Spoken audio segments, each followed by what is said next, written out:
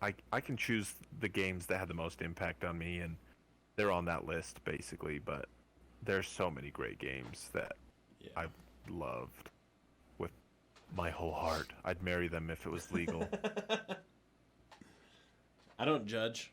I don't judge. You can marry a video game. It's who you are. I might start a lobby for that. So watch out for some donation requests.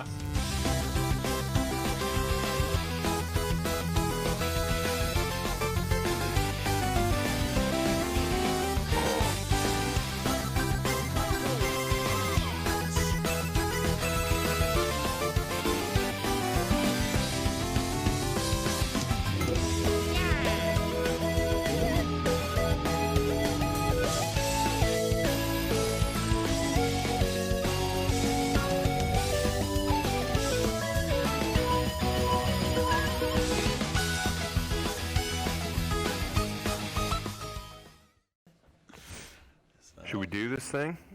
Let's do this thing, man. All right. So first thing on the list, Bernie Sanders is on Twitch. Bernie Sanders is on Twitch, man. I wonder if it's like the sort of thing where like you know how when you get like a handle, you would like go and buy the domain anyway, even though like you're not really planning on like doing anything with it. You're just like, oh, I got this dope handle and I don't want anyone to steal it like 10 years down the road or whatever, so I'm just gonna buy the domain. I wonder if it's just like something like that, where it's just like, let's get Bernie on all the social medias, and that includes Twitch, and that means he's gonna be, you know, and he's gonna get that like indie cred that everyone loves to give him, and he's gonna, you know, be the face of the millennial generation, this like super old guy. Yeah, I kind of think that that's the direction he's going in, because he said something here on Twitter that the video game industry made $43 billion in revenue last year. The workers responsible for that profit deserve to collectively bargain as part of a union. So I think he's just like, hey, I know the market I'm gonna get. I'm gonna get the millennials, man. What are they on Twitch? These Twitchers. And that's actually, you know, it's all political machinations, but essentially what he's doing is he's finding a topic that's hot button right now, which is video game employees and employers and the working conditions. Yeah. And he's saying, look, I'm taking a side on this. So he doesn't have, you know, he may not ever play Twitch or play a game on Twitch, but what he's saying is video game employees, workers, developers, artists, they need to be, you know, getting unionized. They need to be uniting and being protected from a lot of the really predatory practices that take place in the game development world. That's the stance he's taking, I think, to kind of, you know, win over that particular interest group. Yeah, I think you're right. I also mentioned he's going to use it as a way to campaign and talk about updates and stuff, which... Yeah, I mean, there's lots of people that use Twitch that don't play video games. They have some interesting categories for people. Yep. So it's kind of interesting. I mean, he's a super old man. I'm sure he doesn't like flying. He sounds like he's the grumpy guy that has a neck pillow on the plane, furious about the flight. But I want to see him play some games, man. I want to see him get in there on some Stardew Valley. That seems like that'd be up his alley. Stardew Valley? No, that's too boring. We need him to play Doom, probably. Maybe do like a little Call of Duty Blackout. See if he can win #1 in some Battle Royale, maybe. Bernie on Fortnite.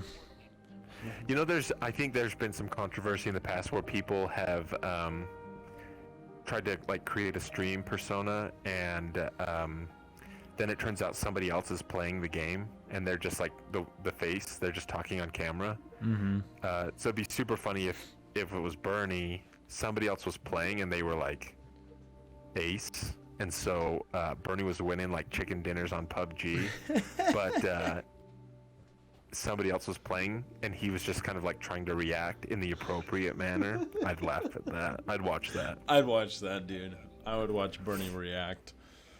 Did you ever watch that Saturday Night Live with Larry David? And he was doing the Bernie. It's pretty good. He does a good Bernie impersonation. And I kind of just picture that. Banny. Phil the Burn. That's his gamer tag. Phil the Burn. Yeah, I mean, I'd feel the burn if he was. I check it out. His Twitch every once in a while. If he did like a weekly stream of, you know, even if he did play Stardew Valley or. Here's the thing though, right? Is like when I get into video games, I don't mind if there's politics involved. Mm-hmm. For the most part, like I understand it's fiction. People are going to incorporate things that are important to them, and that's fine. But I don't necessarily always love going on Twitch and hearing people. It's almost like a sermon, right? Like if he's on Twitch and he's playing Fortnite, but the whole time he's playing, he's talking about his policies, that may be a good way to reach a younger audience. But I wouldn't really be that interested in watching that. Yeah, me either. I'd probably tune in for about 5 minutes and be like, oh, that's funny. Old man's playing some Stardew. All right, well, I'm out. I'm out. Disrespect's on right now. Oh, the Doc, he's back, dude. The Doc's back. The ban. That was. I don't understand why Twitch banned him. So he recorded something. He was in the bathroom at E3 or something. Stupid. It's so stupid. Twitch is so dumb. These platforms, they're so restrictive. It's much like YouTube, where they're just like demonetizing everybody's videos. It's ridiculous. Those man. Jerks. Freaking. What have you been finding on Steam during the sale? Jurassic World Evolution has me intrigued because I love those build 'em up games where you kind of build cities, or those like tycoon type games. So little tycoon time. Roller Coaster Tycoon. Plus dinosaurs. Man. Plus dinosaurs, and then you have to like keep them contained and everything. So that one's 70% off right now. It's a $45 game, but right now you can pick it up for $13. So I think if I remember right, when it came out, it kind of was a dud. Yeah, that's why I didn't buy it. And that people were kind of like, oh, it's got cool ideas, but it's actually kind of lame. Yeah. And I don't know if they ever like fixed it, because I stopped watching it after I heard those reviews. So yep. If they fixed it, they added more dinosaurs and like more mechanics and stuff to make your park more customizable, then that's probably cool. But yeah, that's what I'm thinking. I heard the same thing. Games too. I was pumped when I saw the first trailer for it, because I was like, this is perfect. This is like Roller Coaster Tycoon, but with freaking dinosaurs. And then what if like the T-Rex gets out? You know, that's exciting. But, you know, same thing. I heard that it kind of just flopped on day one, and then I kind of just lost interest from there. But I think that they've gone back and added it. I mean, there's a label right here that says that there's new content available for it, which is included. And the overall reviews right now, they're saying that they're mostly positive. So yeah, it could be good. Maybe I'll watch someone stream it a little bit and see if I want to pick it up. But that one's a pretty good deal. 70% off right now. So the other one I'm really interested in picking up is the King's Bird. I love this art style. It kind of looks like Ori meets Celeste. It's just got this really cool... let me see here. Let me put it up on... There we go. It's got this really cool art style. It's kind of got this... It's a platformer, and it's got this parallax background, and everything's just like black. Like your character is kind of just... It's like everything's a silhouette, and there's just these colors, and you kind of have this gliding flying maneuver where you kind of have to fly and jump off walls technique. It looks kind of cool. It looks kind of interesting in the way that you'd interact your character with the world. So that one's been on my wish list for some time, and right now it's on sale, so I might pick this one up because I'm digging it, man. I like the art style, and it's got some pretty good reviews actually. Nice. Yeah, the game looks cool. I just pulled it up, and it the art is really awesome. Yeah, I like how just simplistic. A lot of these indie platformers have really cool art styles that I really can get into because they're just simple and it's just colorful and just. It looks like it's kind of like focused on like speed and like momentum. Yeah, like it's a rhythm kind of game. It kind of looks like Sonic. Like you're just trying to get going as fast as possible without running into any of the environmental pitfalls, dude. Mm-hmm. That's exactly. I didn't even think about that, but that's what it looks like. Just trying to go as fast as you can, catch that rhythm without running into something and throwing off that momentum. But 60% off, man. It's $8 right now, so I might pick that up. It's not so bad. Very positive overall reviews. It's only been out for almost a year. It's still kind of a new game. But that one probably, from everything on my wish list, this is like my number one. I would probably buy this one first. This looks good. But yeah, that's pretty much what I have. There's a couple that I have here that Gang Beasts Crawl and Supraland, but nothing that I'm like, oh man, I gotta buy that right now. Gotta have it. I gots to have that. What about you, dude? Anything on Steam? Yeah, I mean the wish list has got some stuff on it. The wish list for me is really a lot more of just a way for me to keep track of games that look interesting, and so I put stuff on there, and a lot of it I probably will never actually buy. But, yeah. With the sale, I mean, pretty much everything's on sale. So there's this game called Hunt Showdown. Hunt Showdown. And it's a battle royale, with kind of a cool like retro future, like it's kind of westerny art style. Pretty realistic graphics, but besides hunting the rest of the players in the arena, there's also monsters that you have to fight to stay alive. Oh, that's kind of cool. So you have to like fight other players, but also like enemies, like monsters. Yeah. Right? Oh, nice. Yep. So I mean, I've been interested in it. I've never really watched anyone play it. It's probably too expensive for me to pick up right now without any more information than that. But yeah, what's it running at right now? Mostly positive.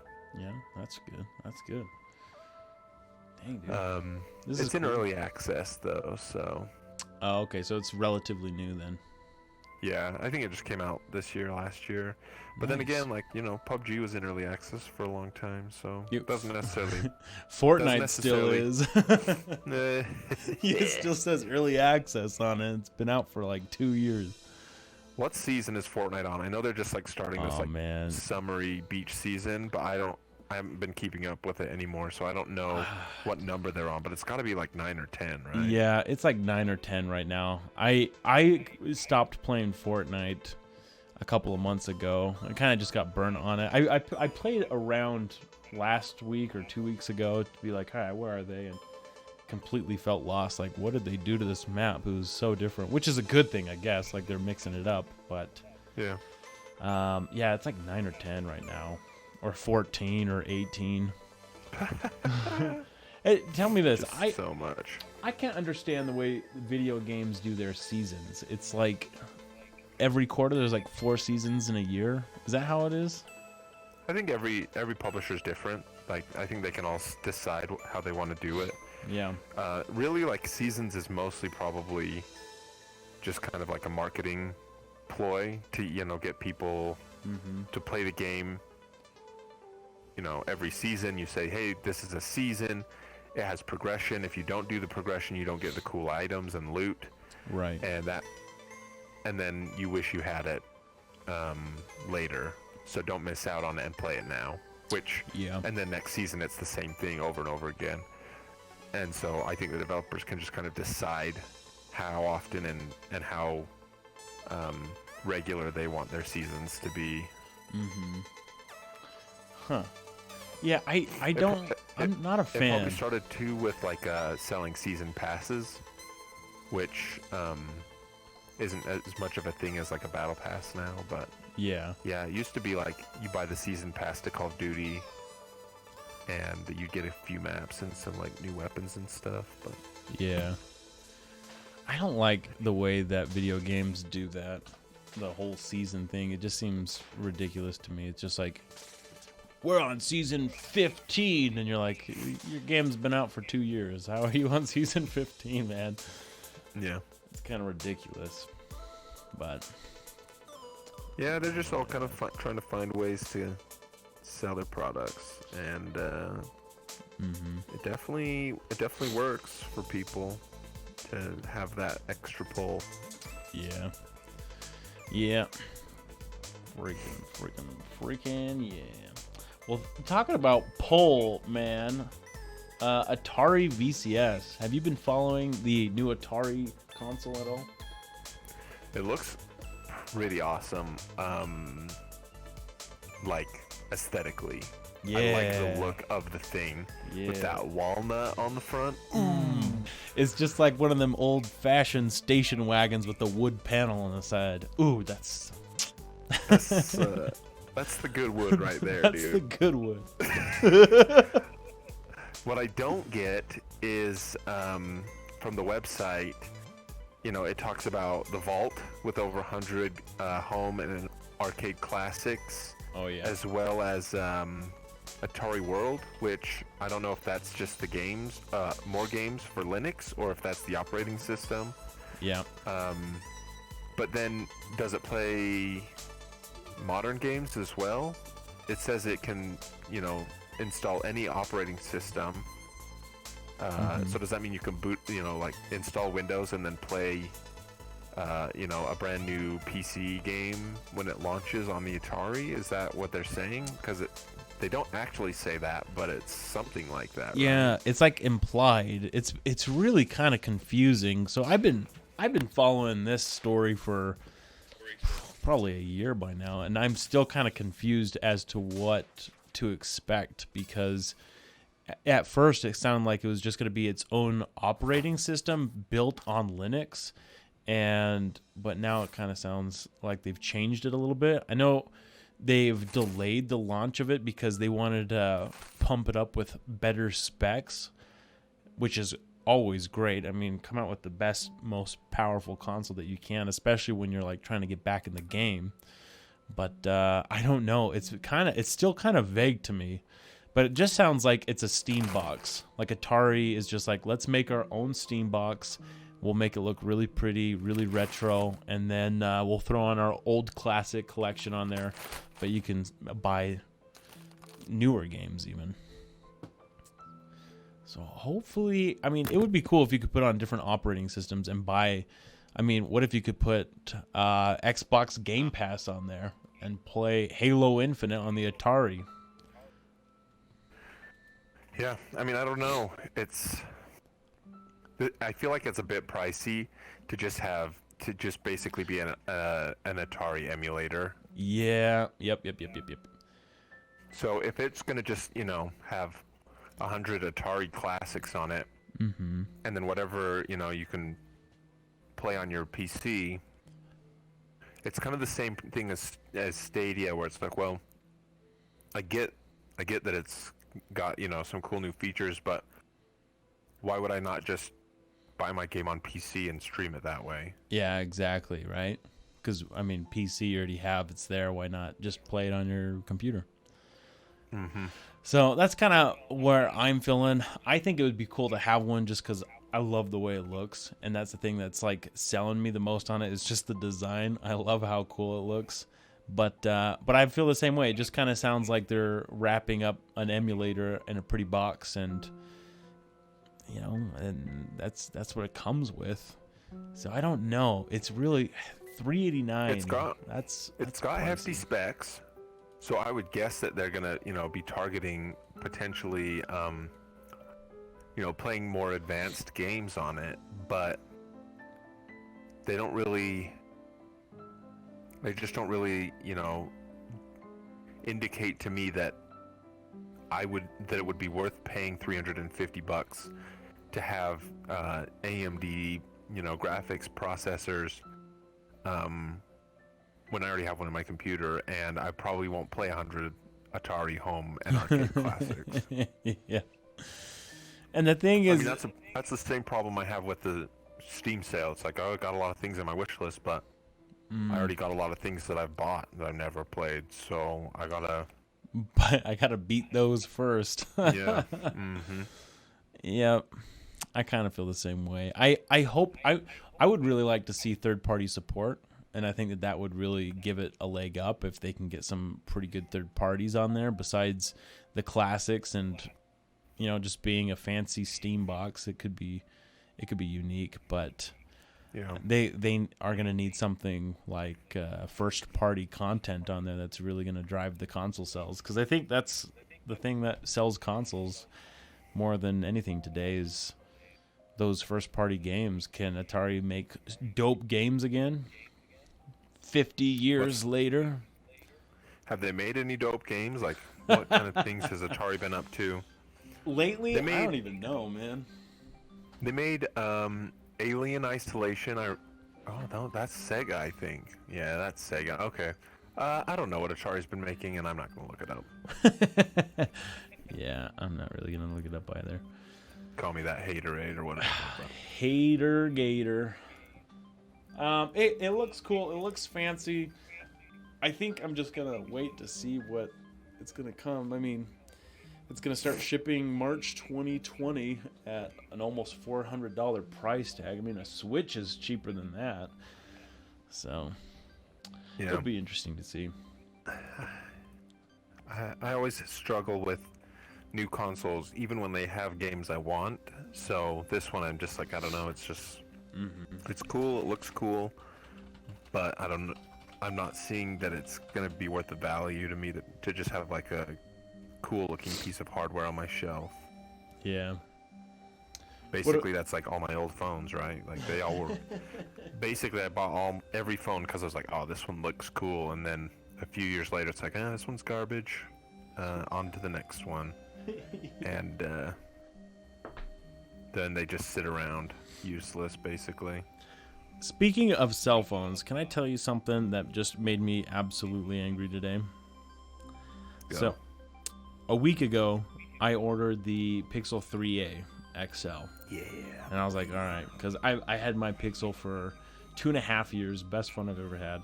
But the audio was it wasn't really loud. I couldn't make calls as well. It was starting to get a little slow.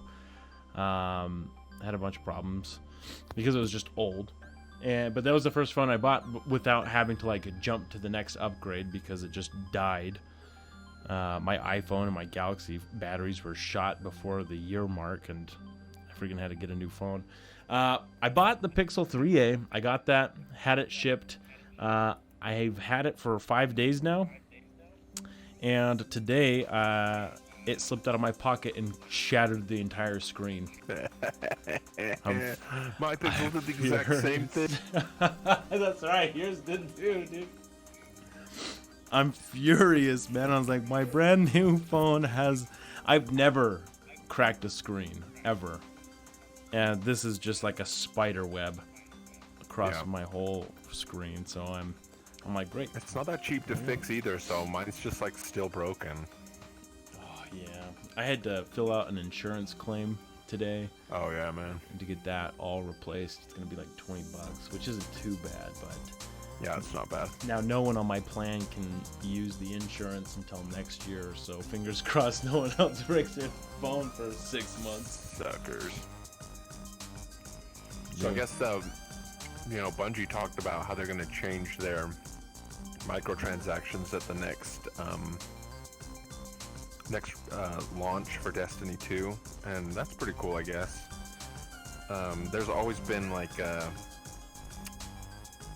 bit of friendly conversation, I guess you could say, about how Activision influenced Bungie when they developed Destiny 2 initially. And most people kind of gave, Bungie the benefit of the doubt and said, that they're doing their best, and Activision is they're not that involved. And since Activision's peeled out, Bungie has really kind of changed a lot about how the game works and what their goals are for the game. And so it's kind of indicating to the player base that Activision was maybe a lot more malignant in that process than we had initially thought. Mm-hmm. So what they're doing is they're saying when the next update, it's not an update, but the next content drop happens in the fall, they're going to change the microtransaction store so that you can infuse or transmog any piece of gear and carry those stats over to a different piece of gear that you like the look of.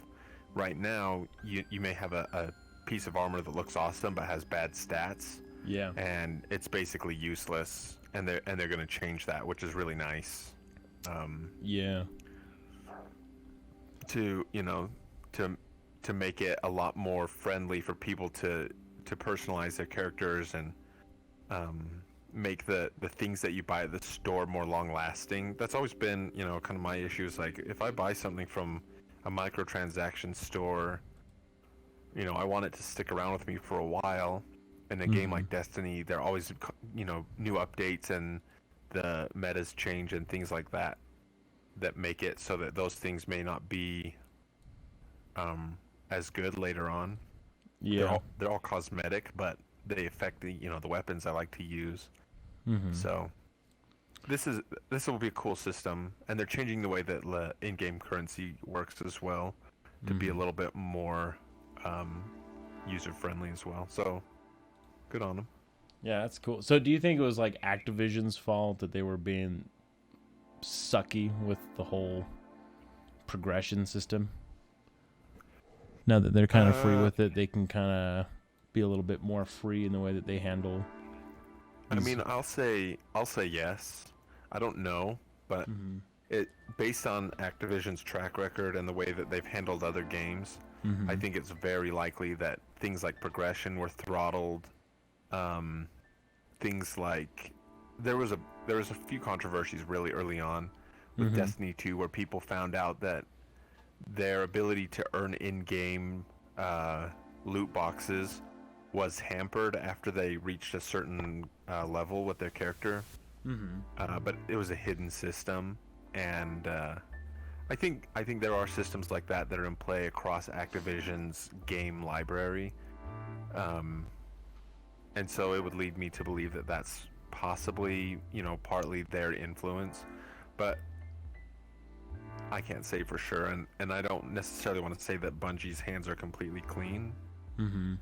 I appreciate a lot of the changes that they're making. Yeah. And helping the game become more accessible to more players and making it deeper in terms of progression, in terms of stats, and more customizable. But I wouldn't say that they're necessarily completely guilt-free either. Yeah. Just to cover my bases.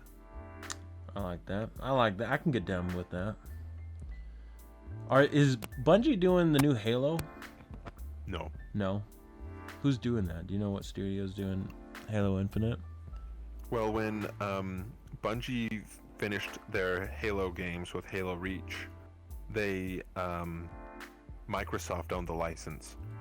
So Microsoft created a new studio called 343 with Bungie developers and Microsoft developers. So Bungie, stayed as a studio and kept a lot of their employees, and some of those employees went and changed over to 343 Industries, and they're the ones that have been making the Halo games since Halo 4. Halo 4. Interesting. This new one looks really cool. It looks like it's got a lot of pretty good narrative. We haven't seen any gameplay. I'm curious to see what the gameplay is going to be like. Shooting aliens. Shooting aliens. That's my guess. Probably the same old, same old. That's pretty exciting. I liked the first trailer they showed at E3 2018. They just showed a lot of like scenery. Yeah. And then at the very end, they showed some iconic imagery. And a lot of people were, thinking that they were going to make Halo into a sort of Destiny style, like open world, free roam kind of game as a service that they update over time. And obviously people debate about whether they want that or not, but I feel like the trailer from this E3 made it seem much more like a traditional Halo game with a protagonist and with a narrative. Yeah. So I'm still interested to see what they're doing that makes it different from Halo 4 and 5. Yeah. Both of those to me were not up to the standards that I was used to when it came to Halo with gameplay and with story. So I think they're listening to the gameplay community, the Halo community, and I think that they want to make the best game they can. I want to see what they come up with to do that. Yeah, that'll be good. It's cool. I feel like developers are starting to listen to the community more. There's been an uproar in a bunch of franchises, but it sounds like they're starting to finally listen. I mean, they have to. Yeah, otherwise no one's gonna buy their game. Yeah, word spreads faster than ever, and if your game is crap, or if your game has predatory content, if your developers or your publisher is garbage, then people are gonna know. Yeah. Well, another cool announcement has come out. PUBG is going to be making a new game. There's like PUBG 2. They haven't announced the title yet, but they created this new studio, and they're called, what are they called? It's called something. PUBG Corporation? PUBG Corporation. Well, PUBG created a new studio. Let's see what they're called here. Striking Distance is what they're called. So they hired Glenn Schofield, and I guess he's been on like some Call of Duty games. Interesting thing, it's not going to be another Battle Royale movie. It sounds like they're going to be working on a narrative gameplay something, but it takes place, it's an experience within the PUBG universe, which is funny to think that PUBG's got a universe. Yeah, but I never. I think, if I remember right,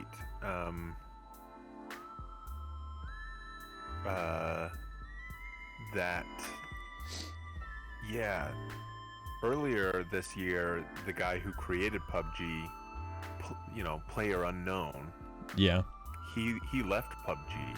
Oh, he did? He moved on from the game, so that's why they kind of had to, I think, create a new studio and get a project going so that they can capitalize on that franchise name.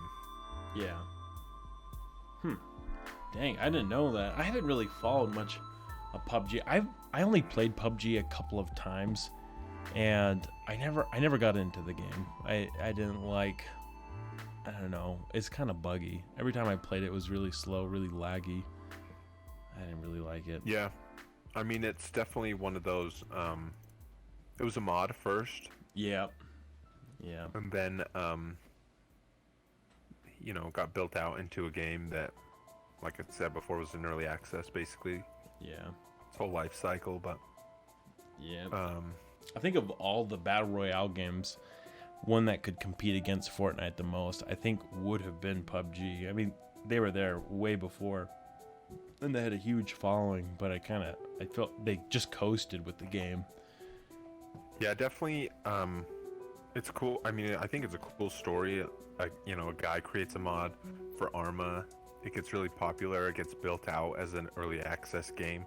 It gets really popular. It's basically kickstarts Battle Royale as a major trend. But then, what ends up happening is you get companies like Epic coming in and Activision coming in with tons of money, tons of resources, and they can basically just pump out top tier content, while this guy's probably still working in like an indie space, trying to, get the bugs out of his game. That's got to be hard to compete with. Yeah, that would be pretty hard. So they didn't talk about this at E3, but is Nintendo making a new mini/pro console or not? Yeah, so there's a bunch of rumors floating around that Nintendo is going to be creating a mini console, a mini Switch, and it was a rumor, and then it was confirmed by, I think it was Reggie, the president of Nintendo of America. I think he confirmed Not it. Not anymore. Rip Reggie.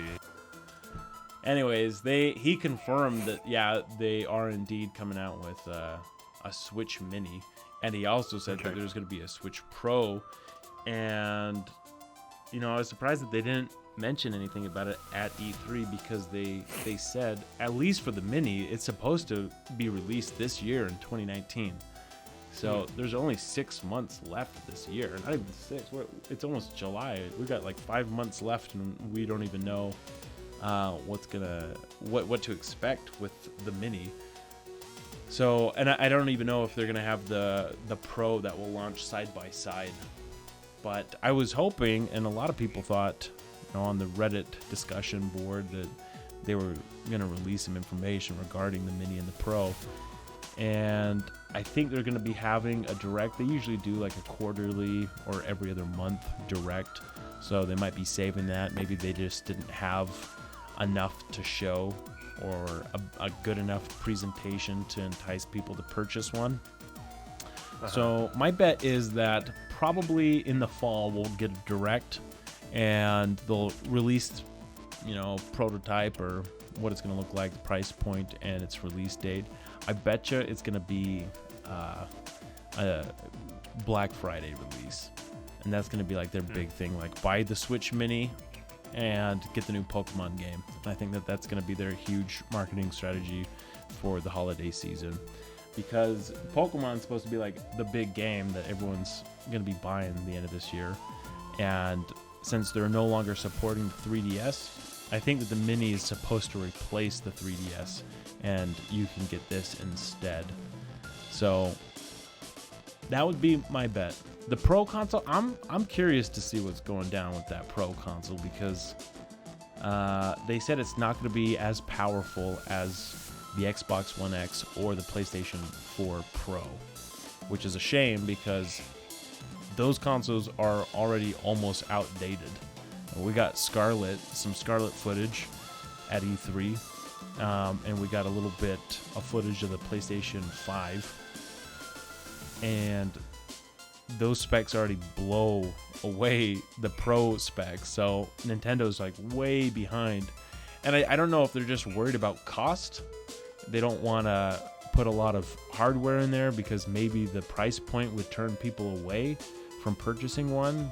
But I think that there's a demographic there. I think there's a bunch of people that would definitely throw down some gold coins to have a Pro version Switch.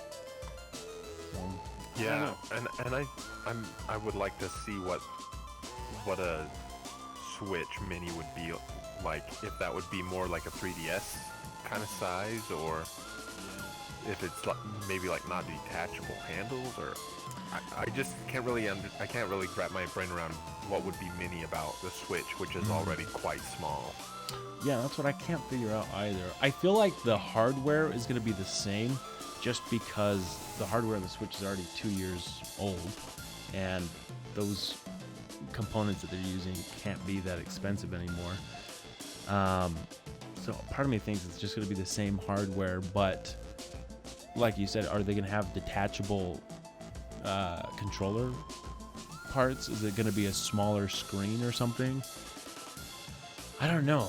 And if it's a Switch, if it's still a Switch, you think it would have that Switch capability. You think you'd be able to dock it at least. But, I mean, I imagine it's going to use the same USB-C charging unit, so I would imagine that you'd still be able to connect it to your TV, but maybe you just can't remove the Joy-Cons. I don't know. But let me ask you this. So you don't have a Switch yet, but Negative. they've got a pretty good library and a bunch of pretty good games that have been announced that are coming out in the next 6 to 8 months. Let's say Switch Mini comes out and it's a $200 price point. Would you pick one up? It would depend still. So here's my problem. Let's This hear is it. what I was thinking about earlier. I was looking at some indies that are not necessarily Switch exclusive, but they're kind of, being pushed on the Switch. They're also, available on PC or whatever. But I like the portability and the mobility that comes with Switch. And I like that, there's a lot of indies. There's a lot of cool games. As well as, you've got your Breaths of the Wild. You've got Sword and Shield coming soon. There's going to be a Breaths of the Wild sequel. So those are definitely interesting to me, but I always like to play my games on the grandest scale possible, right? So if I have a choice, I want to play my game on the big screen, TV, or on my computer where I can have it, maxed out on the highest settings, that sort of thing. So Right. the Switch really ends up becoming either useful only for its portability, or useful to play games that only Nintendo makes, like Zelda or Pokemon. Right. And so if the Switch Mini ends up coming along, and maybe it doesn't have a dock, then I wouldn't get it, because I'd want to play Breath of the Wild. I'd want to play its sequel on my TV as much as possible. Right. So if it And so did have that functionality to switch and you could dock it and play it on the TV, would that be more enticing? what does Switch cost right now? Like $299? Yeah, $350? $299, and you can get them $299. bundled now with a game like Smash Yeah. or something. I mean, the other thing is that Nintendo loves to make, weird peripherals. Not that, what are they called now? The little handle things. They're not Joy-Cons? Are they Joy-Cons? Yeah, Joy-Cons. Okay. I couldn't remember if that was for the Wii or not. The Wiimote. Yeah, when I was talking earlier, I was like, what is the other one called? Is it Joy-Con? Yeah. So that's the thing, is it's like, I gotta buy the console, I gotta buy the games I want. I would probably end up having to buy a Pro controller, 1, maybe 2, depending on what games, I want to play. And those things kind of all end up stacking up, and I'm not like unemployed and don't have any money, but when it comes to It's buying still games, expensive. I've still got other consoles and systems that I buy games for, and I've got other expenses and stuff. So that's the hard part, is like, I want to play Sword and Moon. I want to definitely jump into whatever Breath of the Wild sequel is. But I also already have a PlayStation and an Xbox and a PC. And so it's like finding the time, making sure that it's cost effective, Yeah. and getting the best experience that I can get. You don't want 4 consoles? You need 4 different devices to play your games? Well, let's see. I still have a Wii at my parents' house, and I have your Wii U at my parents' house still too. So, oh, and our 360. Oh man, that's awesome. Yeah. Gaming is There's such lots an of video expensive- games, and yeah, It's an expensive hobby. it is. It's pretty crazy. Yeah. I'm a sucker for the Zelda games, so they get me with their consoles, mainly because of Zelda. Freaking that game, man. It ruins Well, I my think- life. I think if the Pro comes out and it's in the same price range as the current Switch, right? So if you say Switch Pro is coming out, it's got a little bit more powerful systems, and it's going to be $299, and it's going to come with a Pro controller, and then we're going to do a price drop of the regular Switch down to $150. or something, 189 or something, then one of those offers would definitely be more interesting to me. Yeah. Yeah, and that would be because a big deal. I'd like to have a Switch that is the most capable Switch. Right. Yeah. Yeah. And that's kind of the Switch Mini thing is like, well, maybe if it's, if it's the base Switch that is out now, if it's the exact same capability and it just is smaller, or, I mean, like I said, I just can't figure out what it would be. But Yeah. I think the Switch Pro would actually end up being more interesting to me. It just would depend on the price at that point Yeah. and what was included with it. Yeah. And I can't imagine it's going to cost that much, because if you can get a PS4 Pro for, what are they, $400 right now? And the Switch is $300. I can't really think that it would be more than that. It can't be much more than a PlayStation 4 Pro. Like that would be ridiculous if they were the same price and it was way underpowered, I think. Yeah, definitely gotta keep the market in mind. Yeah. What are you playing right now, man? What games? What games are you playing? Destiny. Dude, Destiny, man. We've been grinding through some of the new content. It's pretty sweet. This week the big dungeon's open, so we're gonna go do that. Shattered Throne. Shattered Throne. But I've been playing Sekiro, Shadows Die Twice as well. Oh, dude. How is that Souls game? fan, so Is that pretty good? you know what? I like it. It's Yeah. frustrating to me. So the Dark Souls, battle formula is basically encounter an enemy, dance around, hit it every once in a while, and dodge a lot until you figure out the move set. Yeah. This game has a more robust combat system with various attacks, abilities, parries, and counters. And so it's a bit more complicated to get used to, which is where I'm at, where I'm still getting used to it. Right. And what frustrates me the most is that sometimes the way that the advanced mobility works, mixed with the combat mechanics, it just goes really wrong for me. Where I'll be locked onto somebody, and then I'll try to jump or dodge, Right. and the lock on will switch to somebody else, and my character will do like a 180, and then there's just an enemy right behind me that stabs me in the back, and I die. And Yeah. so I'm still trying to figure out how to work through that. Is it But just as I like hard it. as Dark Souls? Is it a little easier, a little harder? It's hard to say. I'm not particularly very far into it.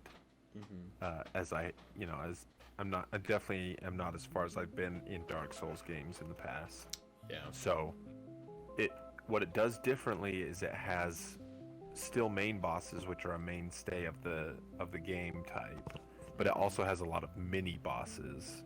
Yeah. And those mini bosses can be pretty challenging. So they've given me a real run for my money a few times on the Nice. mini bosses. So Yeah.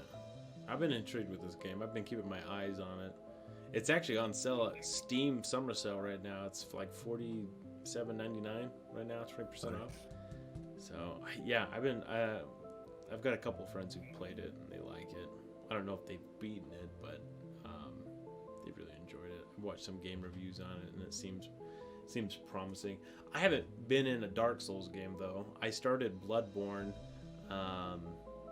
I didn't get too far into it yet, and then I started it, and then my whole dishwasher leak happened, and I've been pretty much renovating everything, so I haven't been able to get back into it. I know, but I did set up a PlayStation in my office, so I had to move it from the living room into my office, so now I've got that set up. So I might get back into that. nice. But yeah. So the thing is like Bloodborne's basically the best game ever made. So just play it already. Really? Dude, that's bold. That's bold. Best game you've ever played? I mean, Up there? What? That's up there and one of the best games you've played? Oh yeah, easy. All time? What's your all-time top 5? They don't even have to be in a particular order. I'm just curious to see. Does Bloodborne make top 5? Oh yeah. Really? For me, yeah, definitely. Dang, dude. What else is up there? Well, I would say, Wind Waker, Ooh, yeah. my favorite Zelda game. Mm-hmm. But it's hard with Zelda because Ocarina of Time was the introduction into the franchise. 3D adventure for me. Yeah. And so there's obviously a lot of nostalgia attached to that. But I think I like Wind Waker the most. Yeah. Wind Waker has a solid story, man. That one's so good. For me, Homeworld, PC real-time strategy game, off the chains. Let's see. Destiny. I've never played a game as much as I play Destiny, so it's got to be on the list. Yeah.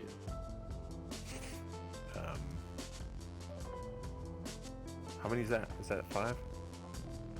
That was 4. I know it's 4, but One more, man. Well, did you include Bloodborne? Is that included? yeah, I did include And that's it. still 4. Yeah. Did I include it? I don't know. Bloodborne. And then Puyo Puyo.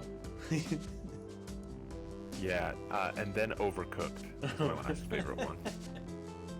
Dude, that game's actually pretty fun. It's rough as can be. Have you played that? Oh yeah, Dude, Overcooked is... it's intense, man. It's intense. I bought the sequel because you can play 2-player online, and I want to do that. Cool. But I don't know anyone who's got it on Switch. So, but Yeah. freaking that game is good. It's a fun. I mean, speaking of PlayStation Plus, that was a free game. I downloaded that one just because that's- it was free. That's how we found it. Really? And then I bought it on Xbox because I have 2 Xbox controllers. I don't have 2 PlayStation controllers. So it ended up being cheaper to buy it on Xbox than buy a new PlayStation controller. Yeah. But my wife and I play it, Yeah. and she gets super pissed. It's Not a me. frustrating game. I'm never mad. It is a hard game because you're trying to like communicate, but there's no time to communicate, and then you just get pissed. It's a good game. It's true. I like the dynamic. It is true. That's a good time. That's cool. Yeah, I mean, top lists are hard. They are really hard. Things change. Things get kind of muddled with memories, and there's just so many great games. Yeah. I can choose the games that had the most impact on me, and they're on that list basically. But there's so many great games that I've loved with my whole heart. I'd marry them if it was legal. I don't judge. You can marry a video game. It's who you are. I might start a lobby for that. So watch out for some donation requests. All I want to do is marry Shadow of the Colossus, and then I'll live happily ever after. I'll go to that wedding, man. Okay. I'm in. So I got the ring and everything. So I bought 2 games. I kind of brushed on them last week. Celeste and Shakedown Hawaii. And so I went to Arizona last week. I was on the plane, and it gave me a lot of time to just like sit there and focus on playing the game. So I beat Shakedown Hawaii on the way down there, and I beat Celeste on the way up. And both those games are incredible. So Celeste, first off the bat, dude. Celeste was a free game on Xbox.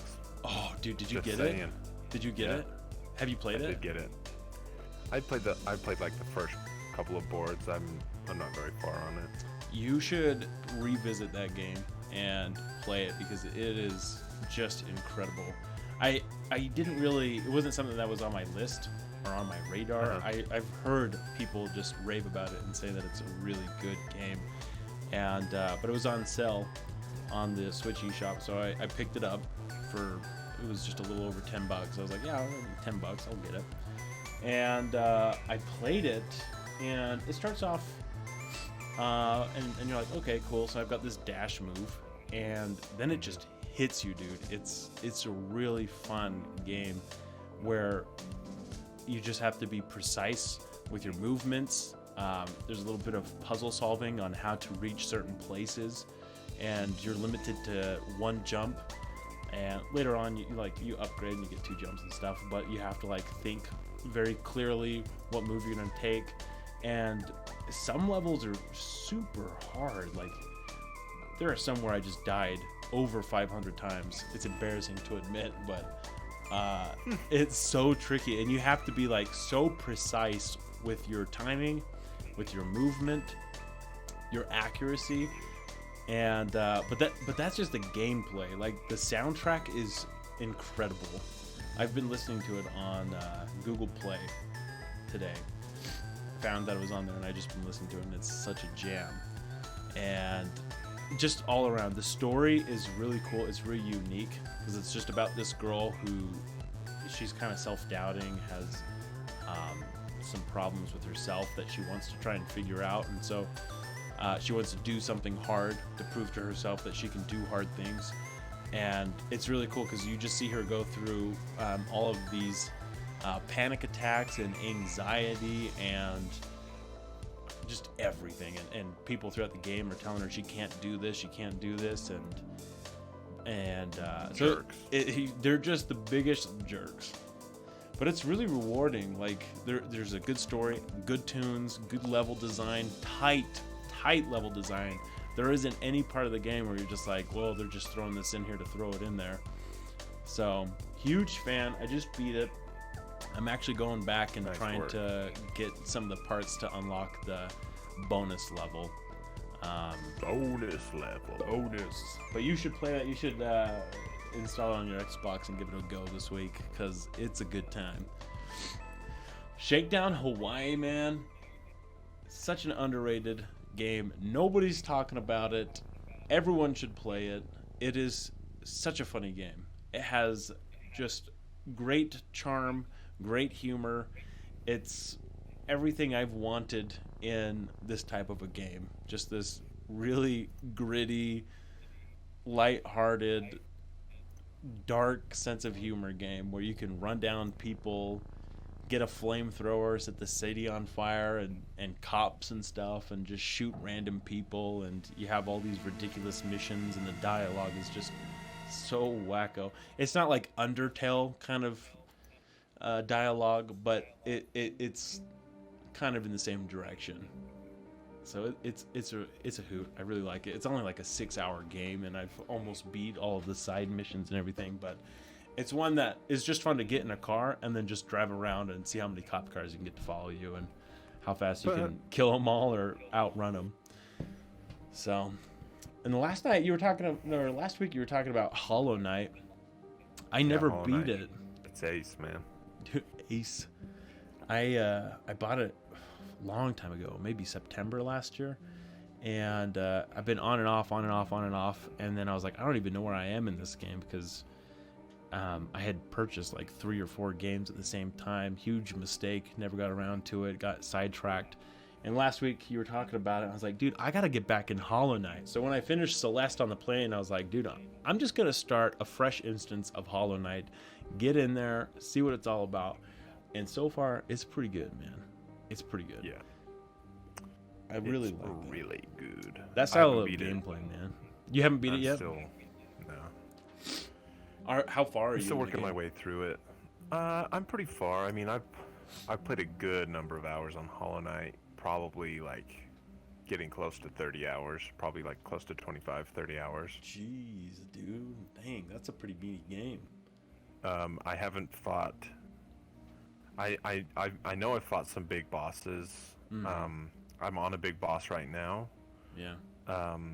But what they do is they mark on the map some of your like objective bosses, I think, that you're supposed to like work towards, and I have not fought any of those at this point. Oh, okay. I don't know if I can. Right. And I just haven't because I don't feel ready, or or not, but I haven't fought any. The Dreamers, they're called, I think. Dreamers. What are you playing it on? Are you Xbox? No, I'm playing it on PC. Oh, cool. Are you doing mouse and keyboard, or you got the controller hooked up? Yeah, I just play with my Xbox controller. Right on, right on. Dang, 30 hours you're in right now? Yeah, I'm on. So that's a pretty long game. I'd say probably 25. That's a pretty long game, especially for an indie title. It's the real deal, man. It is the real deal. It continually blows me away. Yeah. The gameplay's tight. The level design is pretty ingenious at times. The mechanics are simple, but they're engaging. They make the exploration fun. The abilities are neat. And the world. To me, that's the real linchpin, is that the world is awesome. The characters are awesomely designed. The world is awesomely designed. The art assets are awesome. The music goes really well with it. The different areas that you explore are all pretty engaging to me. Right. It's just the whole package for me, who likes to play adventure games. So yeah, I like that Metroidvania kind of games. They're a lot of fun. That whole progression. So, and I keep finding myself in these spots where I'm like, oh, I need to dash here, but I can't dash, but I really want to know what's over there. And it's like, well, maybe I'm about to unlock that power. Nope. Yep. Maybe you are, but maybe you gotta explore some more. Yeah. So that's pretty good. I'm excited to play a little bit more into that and kind of see what's ticking. Cool. Yeah, that's one I'll definitely pick the sequel up on. Yeah. Do they have a release date on that yet? I don't think so. Well, I guess that about wraps it up, man. Wrap. That's a wrap. That's a wrap. Well, right on. I guess we'll be talking to you guys next week. What's your closing remarks? What's your sign-off signature? My closing remarks for this podcast are that I ate at least 50 pepperonis during this podcast, at least. 50 pepperonis. Mine is Zip Me Up. Sweet. Zip Me Up, San Francisco. Is that a gay thing?